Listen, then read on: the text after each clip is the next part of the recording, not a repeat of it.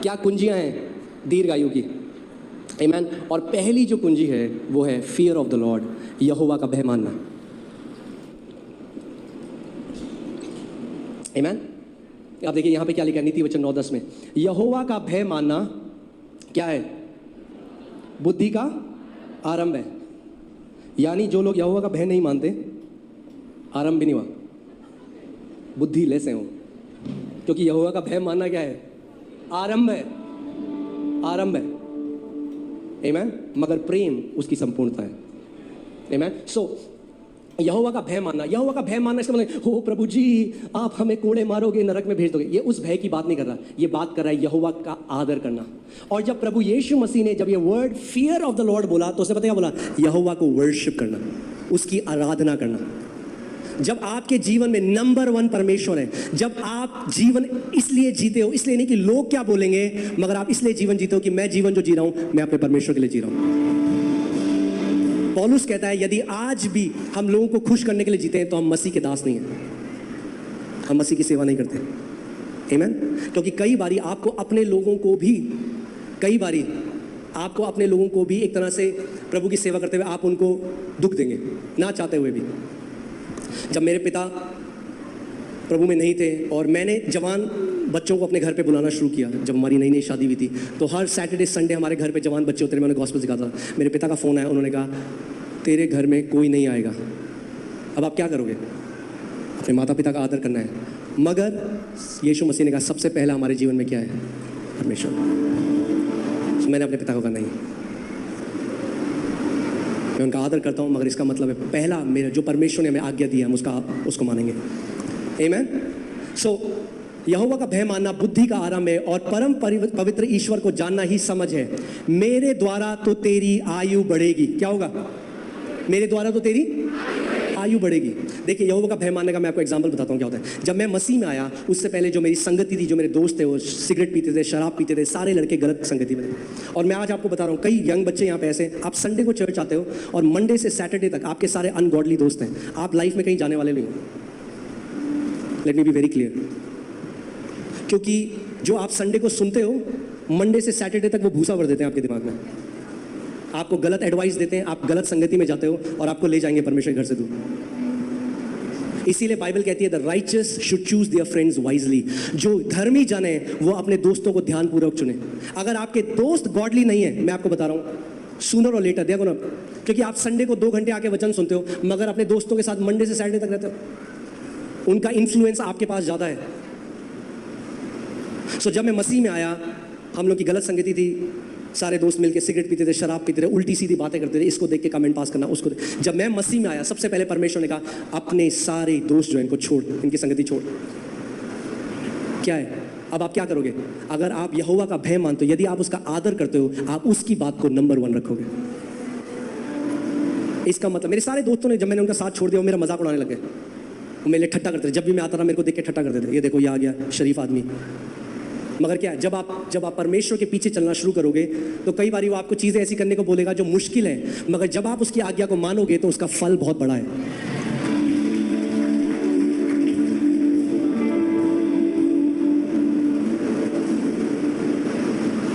आमीन। यहाँ पे दर्पण भाई हैं, it's okay if I share your testimony. वो एक गारमेंट की शॉप में जॉब करते थे, वहाँ पे एक सेल्समैन थे और संडे को उन्होंने बोला मैं कलीसिया नहीं छोड़ूंगा। संडे को जब सबसे बड़ा सेल का दिन होता है, कई लोग क्या करते हैं संडे को ओवर टाइम ले लेते हैं, मसीह वो बुद्धिहीन मसीह हैं।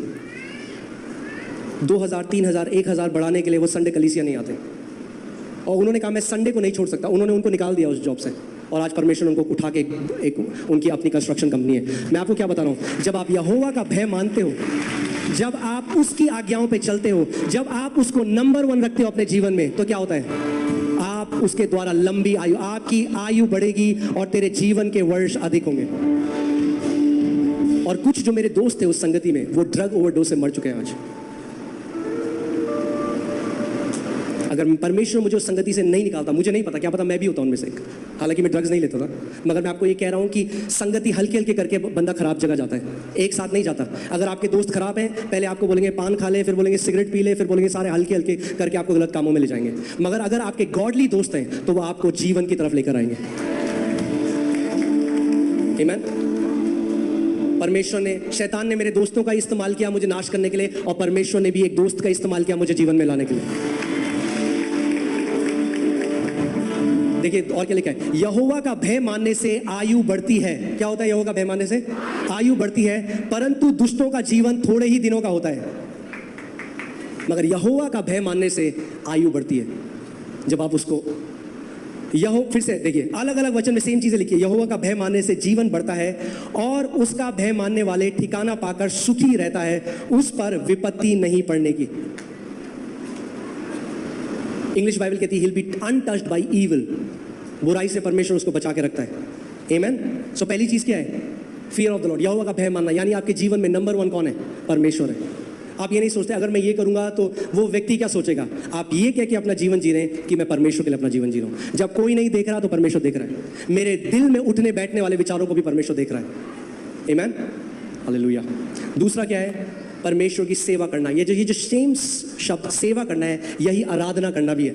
तो मैं आपको इसके डबल मीनिंग बता रहा हूं। 2 चीजें जो इसके मीनिंग है। एक, जो भी आप परमेश्वर के लिए कर सकते हैं, टाइटल ढूंढने की जरूरत नहीं है आपको। जब मैं कलीसिया जाता था, मेरी पहली सेवकाई थी चेयर साफ करना, पोछा लगाना। जहां भी आप परमेश्वर की सेवा कर सकते हैं, आप गाड़ी में किसी को कलीसिया ला सकते हैं, वो भी सेवा है। जो भी आप सेवा कर सकते हैं, आप पानी पिलाते किसी को, वो भी एक सेवा है। जो भी आप परमेश्वर की सेवा, देखिए यहाँ पे क्या लिखा है, तू अपने परमेश्वर यहोवा की उपासना करना। ये जो शब्द हिंदी बाइबल उपासना कहती है, इंग्लिश बाइबल इसको सर्व कहती है, क्योंकि इसके दोनों मीनिंग है। जब आप हिब्रू में जाएंगे तो इसके मीनिंग उपासना करना भी है, इसका मीनिंग सेवा करना भी है। आमीन। तू अपने परमेश्वर यहोवा की उपासना करना, तब वह तेरे अन्न जल पर आशीष देगा और तेरे बीच में से रोग को दूर करेगा। तेरे देश में ना तो किसी का गर्भ गिरेगा और ना कोई बांझ होगी। आमीन। इसी से मुझे याद आया, पिछले हफ्ते जब मैं प्रार्थना कर रहा था, परमेश्वर ने मुझसे बोला कि मैं आपको ये बताऊं, और मैंने एक दर्शन भी देखा। मैंने देखा कि बहुत सारे वो बहनें जिनके बेबी नहीं है, जिनके बच्चे नहीं है, परमेश्वर ने कहा अब से मैं उनको इस भवन में लेके आऊंगा और वो फ्रूटफुल होंगे यीशु के नाम में। आमीन। So if you don't have your own baby, ready हो जाओ। आज आप वो ग्रेस भी लेकर जा रहे हो इस जगह से। मैं आपको बता रहा हूँ, अलग अलग सिटीज से, अलग अलग शहरों से लोग यहाँ पर आएंगे जिनके बच्चे नहीं हैं, और वो टेस्टिमनीज लेके आएंगे फिर अपने बच्चों को लेकर। आमीन। तेरे देश में ना तो किसी का गर्भ गिरेगा, ना कोई बांझ होगी, और तेरी आयु मैं पूरी करूंगा। तेरी आयु मैं पूरी करूंगा। So whatever your hand finds to do for the lord, do it, क्योंकि आप उसके राज्य को पहला रख रहे हो। आमीन। हमें कंज्यूमर मेंटालिटी नहीं रखनी है कि मेरे लिए क्या है, ये कहना प्रभु मैं कैसे तेरी सेवा कर सकता हूँ। जहां मुझे मौका मिले प्रभु मैं तेरी सेवा करना चाहता हूँ, इन एनी कैपेसिटी, किसी भी क्षमता से प्रभु जो मैं तेरी सेवा कर सकता हूँ मैं सेवा करूंगा। आमीन। मुझे पता है बहुत गर्मी है, सारे एसी फेल हो चुके हैं, मगर यहाँ पर आपसे 10 डिग्री ज़्यादा है क्योंकि यहाँ पे लाइट है। आमीन। It's okay.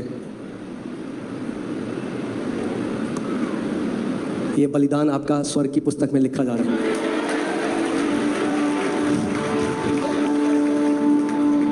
बेचारे मेरे बच्चे इतने गर्मी में थे। आमीन। बाहर वालों का और ज़्यादा बलिदान है, वहाँ कोई एसी नहीं है, कूलर में बैठे लोग। आमीन। परमेश्वर क्या करेगा? आपकी आयु को पूरी करेगा। तीसरा है वॉकिंग इन ऑनर। अब कई लोग बोलते हैं ये प्रतिज्ञा तो पुराने नियम में है, मगर मैं आपको बताना चाहता हूं कि प्रतिज्ञा हम नए नियम में भी पुरानी नियम की प्रतिज्ञाओं को क्लेम करते हैं, जैसे साम 23, साम 91। प्रतिज्ञाएं नहीं बदली हैं, कवनेंट बदल गई है, परमेश्वर की प्रतिज्ञा आज भी हमारे लिए है। आमीन। देखिए निर्गमन में क्या लिखा है, तू अपने पिता और माता का आदर करना, जिससे जो देश तेरा परमेश्वर यहोवा तुझे देता है उसमें तू बहुत दिन तक रहने पाए। अपने पिता और अपनी माता का आदर करना। आज डिसऑनर रैम्पेंट हो चुका है। अनादर जो है ना, आज वो टीवी प्रोग्राम्स बनते हैं जिसमें एक दूसरे को बुलाकर उनका अनादर करते हैं और लोग हंसते हैं।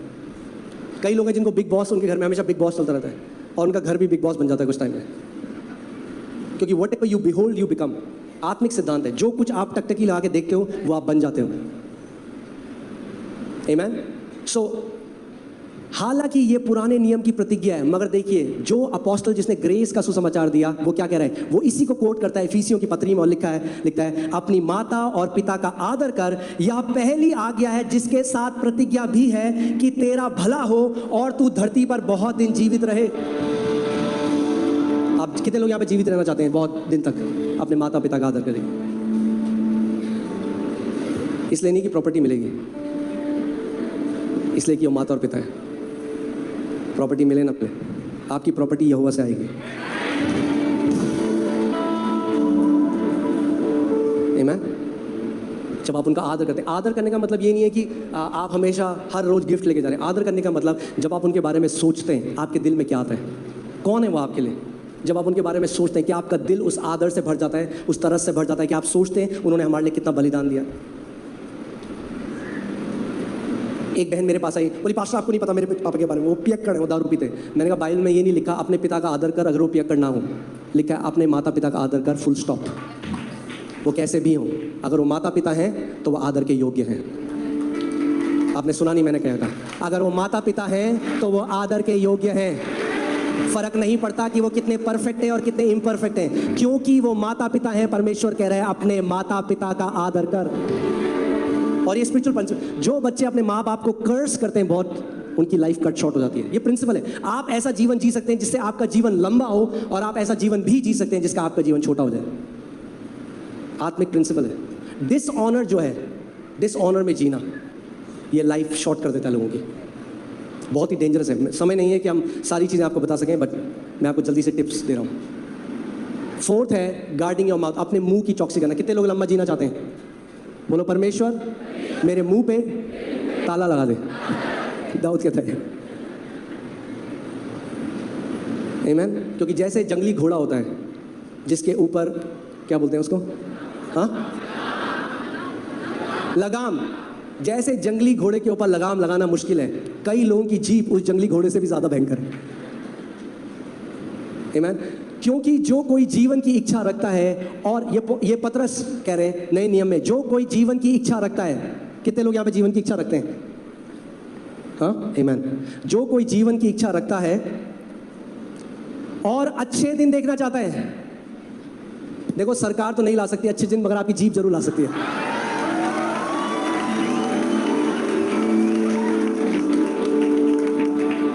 आमीन। भैया हमें नहीं पता क्या क्या हुआ, कोई भी सरकार है, हम तो फलते फूलते गए हैं। मैंने आपको क्या कहा, आपकी ब्लेसिंग किसी सरकार से नहीं आती, परमेश्वर से आती है। क्योंकि यीशु मसीह सिंहासन पर विराजमान है। उसने कहा है आप ब्लेस्ड हो, आप आशीषित हो सारी आशीषों से। आमीन। सो कितने लोग अच्छे दिन देखना चाहते हैं?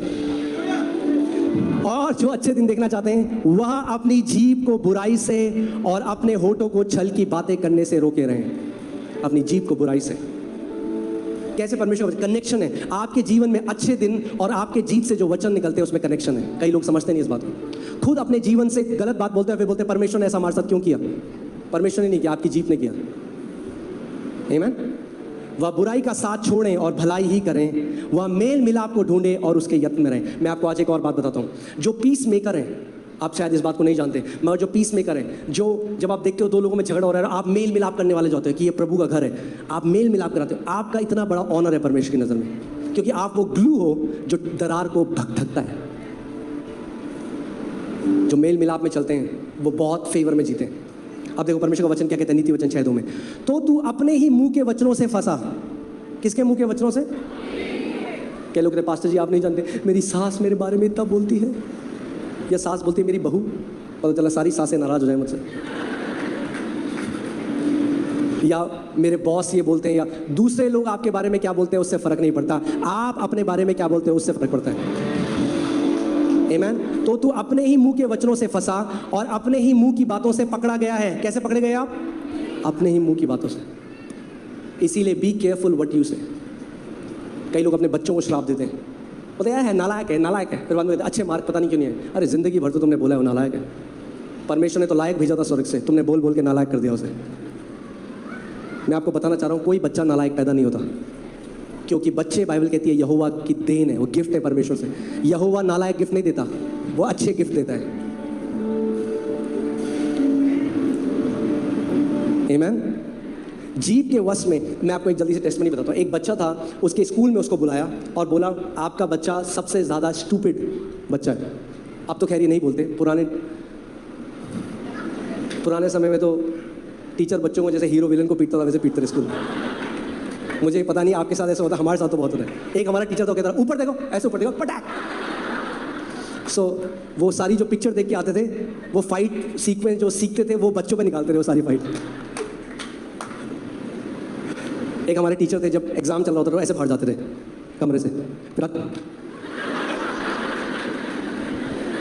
सो उस बच्चे को स्कूल में बुलाया और बोला आपका बच्चा बहुत ही मूर्ख है और आपका बच्चा पास नहीं कर सकता है स्कूल, इसको ले जाओ, इसको ऐसे स्कूल में डाल दो जहाँ जो बच्चे नॉर्मल नहीं है उनको रखा जाता है।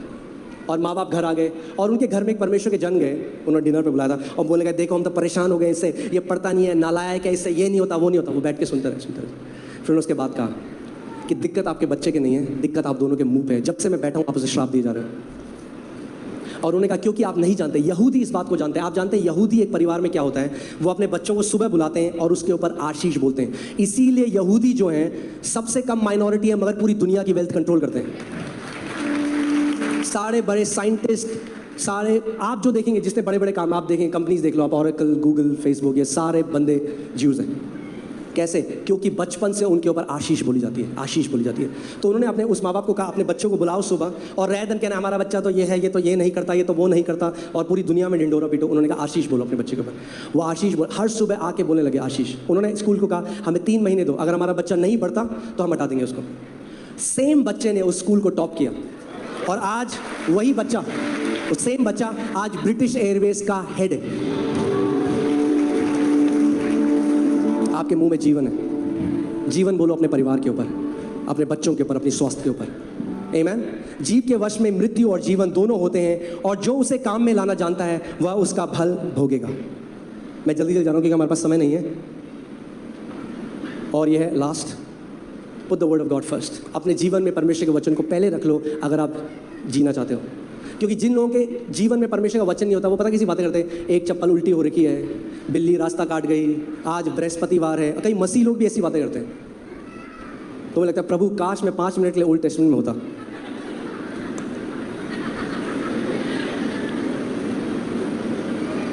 आमीन। कितने मसीह हॉरोस्कोप करते हैं, झाड़ फूक करने भी जाते हैं कई मसीह लोग। एक सीक्रेट झाड़ फूक कमरा बनाना पड़ेगा हमें ऐसे मसीहों को। ओके। यीशु ने उत्तर दिया, लिखा है मनुष्य केवल रोटी ही से नहीं परंतु हर एक वचन से जो परमेश्वर के मुख से निकलता है जीवित रहेगा। यानी अगर डॉक्टर ने आपको एक वर्डिक्ट दिया है आप ज़्यादा जिंदा नहीं रहेंगे, अपने मुंह को परमेश्वर के वचन से भर लो, वो रिपोर्ट बदलने वाली है यीशु मसीह के नाम में। आमीन। हे मेरे पुत्र, मेरे वचन ध्यान धरकर सुन। क्या सुन? ध्यान धरकर परमेश्वर के वचन। और अपना कान मेरी बातों पर लगा, इनको अपने आंख की ओट ना होने दे वरन अपने मन में धारण कर, क्योंकि जिनको वे प्राप्त होती हैं, जो प्रतिज्ञाएं जब आपको प्राप्त होती हैं, वे उनके जीवित रहने का और उनके सारे शरीर के चंगा रहने का कारण होती हैं। हालेलुया। आइए हम सब खड़े हो जाए। आमीन। बाइबल बताती है कि हम हियाव के साथ परमेश्वर के सिंहासन के पास जा सकते हैं कि वो ग्रेस रिलीज करे हमारी लाइफ में। आप जानते हैं जो ग्रेस परमेश्वर का है वो ऐसा नहीं कि एक बार ही आ गया, वो वेव्स की तरह हमारे जीवन में आता रहता है। It's fresh grace every time. और हम प्रार्थना करेंगे कि एक फ्रेश ग्रेस, एक फ्रेश अनुग्रह प्रभु रिलीज करे। Long and sickness free life. बोलो दीर्घ आयु और बीमारी मुक्त जीवन। बोलो दीर्घ आयु और बीमारी मुक्त जीवन। रेडी हो आप लोग? मैं प्रार्थना करूंगा, परमेश्वर अपने सिंहासन से उस ग्रेस को रिलीज करेगा और आप रिसीव करो उसे। प्रभु यीशु मसीह के नाम में पिता मैं प्रार्थना करता हूं कि वो ग्रेस परमेश्वर आज रिलीज हो आपके सिंहासन से यीशु के नाम में। कि प्रभु जितने लोग इस भवन में हैं, जितने लोग ऑनलाइन हमें देख रहे हैं इस समय, प्रभु ये स्पेशल ग्रेस रिलीज हो उनके ऊपर, उनके परिवार के ऊपर, कि प्रभु वो दीर्घ आयु जिएंगे और बीमारी मुक्त जीवन जिएंगे यीशु के नाम में।